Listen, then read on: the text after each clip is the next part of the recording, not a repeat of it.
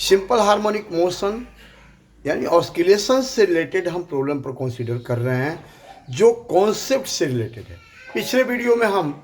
Simple pendulum के time period को कैसे कैलकुलेट कर सकते हैं वो देखे थे, या फिजिकल पेंडुलम का, या और उसके बारे में बताए थे कि किसी भी ऑस्किलेशन में यदि acceleration directly proportional to minus displacement हो रहा है तो सब एसएचएम होगा, और सब में हम लोग टाइम पीरियड फाइंड कर सकते हैं ओमेगा का वैल्यू फाइंड करके t = 2 ओमेगा से। चाहे वो स्प्रिंग से रिलेटेड एक ब्लॉक हो, स्प्रिंग से रिलेटेड दो ब्लॉक हो, दो स्प्रिंग हो, तीन स्प्रिंग हो, चार स्प्रिंग, मतलब स्प्रिंग का कॉम्बिनेशन हो या ब्लॉक का कॉम्बिनेशन हो, या फिर कोई भी टाइप का प्रॉब्लम हो, उसको हम लोग देख सकते हैं। जब ये ध्यान रखेंगे हम लोग, बस सब में एक ही चीज़ ध्यान रखना है कि acceleration directly proportional to minus displacement prove करना है, मीन पोजीशन के रेस्पेक्ट में माइनस डिस्प्लेसमेंट आना चाहिए। तो उस सिचुएशन में हम लोग सिंपल हार्मोनिक मोशन, वो मोशन सिंपल हार्मोनिक मोशन होगा, और तब हम लोग टाइम पीरियड को फाइंड कर सकते हैं। तो जैसे कंसीडर कर रहे हैं किसी एक प्रॉब्लम पर, जो जैसे सिंपल पेंडुलम के टाइम पीरियड पर ही ऑस्किलेशन पर देख रहे हैं। सिंपल पेंडुलम के टाइम पीरियड पर कंसीडर कर रहे हैं। यहाँ पर देखिए, ये एक यहाँ पर बॉब है, ये लेंथ इसका L मान लेते हैं, पॉइंट ऑफ सस्पेंशन से यहाँ तक ये ऑस्किलेट हो रहा है। तो पिछले वीडियो में इसका टाइम पीरियड तो फाइंड कर लिए हैं। अब इस पर फोर्सेस और लग रहे हैं, जैसे नीचे से इस पर चार्ज क्यू मान लेंगे, इलेक्ट्रिक फील्ड यहाँ पर ऊपर की ओर हो, या इलेक्ट्रिक फील्ड नीचे की ओर हो, या इलेक्ट्रिक फील्ड का डायरेक्शन कोई भी हो,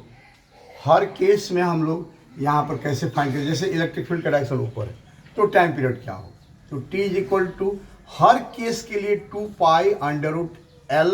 L भी इफेक्टिव ले लेंगे, लेंथ इफेक्टिव। अब वो जैसे फिजिकल पेंडुलम है तो उसमें जो लेंथ होगा वह पॉइंट ऑफ सस्पेंशन से लेकर के सेंटर ऑफ मास तक का लेंथ होगा, इसलिए L इफेक्टिव लिखेंगे अपॉन G इफेक्टिव लिख सकते हैं यहाँ पर, या G इफेक्टिव के जगह पर हम फोर्स अपॉन एक्सेलरेशन भी लिख सकते हैं। यहाँ पर टोटल फोर्स का रिजल्टेंट के कारण एक्सेलरेशन देखना है यहाँ पर, और यहाँ लेंथ तो समझ ही रहे हैं आप लोग कि लेंथ सबके से रिलेटेड देखना है। तो इसमें इलेक्ट्रिक फील्ड यदि ऊपर की ओर है तो ये दिख रहा है कि time period t = 2π√L effective, तो यहाँ लेंथ L ही है ऐसे प्रॉब्लम में, L अपॉन G के लिए हम लोग क्या देखेंगे, फोर्स mg फोर्स कहाँ लग रहा है, नीचे, आइए इलेक्ट्रिक फील्ड के कारण फोर्स कहाँ लग रहा है, ऊपर। तो इस सिचुएशन में हम लोग लिख देंगे G - QE, इलेक्ट्रिक फील्ड के कारण जो फोर्स लगेगा QE चार्ज पर, QE अपॉन मास, बॉब का मास m एज्यूम कर लें तो QE अपॉन m हो। जब नीचे की ओर फोर्स लगेगा तो G+, यदि इलेक्ट्रिक फील्ड नीचे की ओर हो तो G+ QE/m होगा। इलेक्ट्रिक फील्ड यदि 90 डिग्री एंगल पर हो या किसी भी एंगल पर हो तो वहाँ पर ऐसे ही करेंगे, रिजल्टेंट फोर्स यहाँ तो अपोजिट डायरेक्शन से सीधे कर दिए, अदरवाइज वेक्टर फॉर्म में इसको हम यहाँ पर वेक्टर हटा देंगे, वेक्टर फॉर्म में ये नीचे वैल्यू फाइंड करेंगे, मतलब रिजल्टेंट फोर्स बाय मास कर देंगे तो उससे एक्सेलरेशन मिल जाएगा, और वहीं एक्सेलरेशन यहाँ पुट कर देंगे तो टाइम पीरियड मिल जाएगा। तो ऐसे प्रॉब्लम्स पर कंसीडर, किसी भी टाइप का प्रॉब्लम हो कंसीडर किया जा सकता है, ये सिंपल पेंडुलम का हो, फिजिकल पेंडुलम हो, या कोई भी हो। तो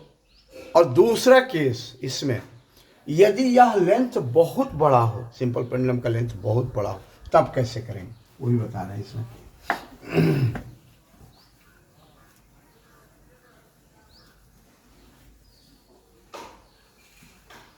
इसको हम सिंपल पेंडुलम का लेंथ जब बहुत बड़ा होगा